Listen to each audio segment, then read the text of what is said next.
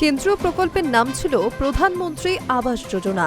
বাংলায় মমতা বন্দ্যোপাধ্যায় মুখ্যমন্ত্রী থাকাকালীন সেই নামে আপত্তি তুলে দরিদ্রদের মাথার উপর ছাদ করে দেওয়ার প্রকল্পের নাম বদলে রাখেন বাংলার বাড়ি। এবার বদলের বাংলায় তা ফের নতুন নাম পেল।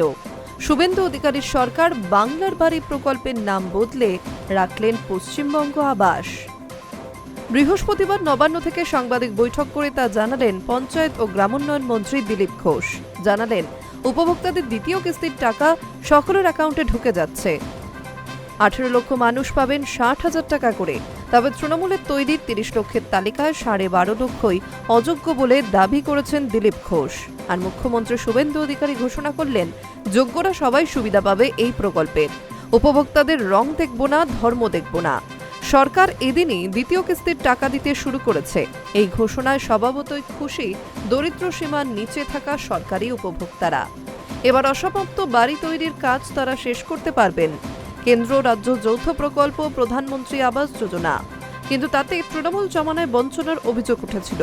তৎকালীন শাসক শিবিরের অভিযোগ ছিল, দরিদ্রদের পাকা বাড়ি তৈরির এই প্রকল্পে কেন্দ্র টাকা দিচ্ছে না।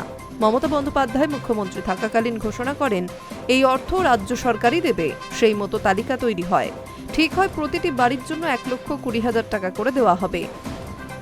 তার প্রথম কিস্তির টাকা আগেই দেওয়া হয়েছিল।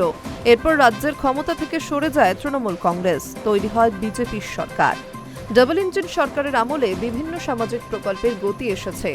সেই মতো আবাস যোজনার অনুদান প্রদানেও এতটুকু দেরি করল না বর্তমান বিজেপি সরকার। বৃহস্পতিবার নবান্ন সভাঘরে সাংবাদিক বৈঠক করে শুভেন্দু অধিকারী জানালেন, এতদিন তৃণমূল সরকারের আপত্তি ছিল মোদিজির প্রকল্পের নাম নিয়ে। গোটা দেশে যে প্রকল্পের সুবিধা পেয়ে থাকেন দরিদ্র মানুষজন, সেটা এখানে চলতো না এতদিন। আমাদের স্পষ্ট কথা, এখন থেকে গোটা দেশের মতোই পশ্চিমবঙ্গেও কাজ হবে। বাংলার বাড়ি নামটা আমরা বদলে পশ্চিমবঙ্গ আবাস রাখছি। বৃহস্পতিবারই দ্বিতীয় কিস্তি বাবদ 60,000 টাকা উপভোক্তাদের অ্যাকাউন্টে আমরা দিয়ে দিচ্ছি। তৃণমূলের জমানায় এই তালিকায় বহু অযোগ্যর নামও উঠে এসেছে। সেসব চিহ্নিত করে বাদ দিয়ে আমরা দ্বিতীয় কিস্তির টাকা দিচ্ছি। Hi News network.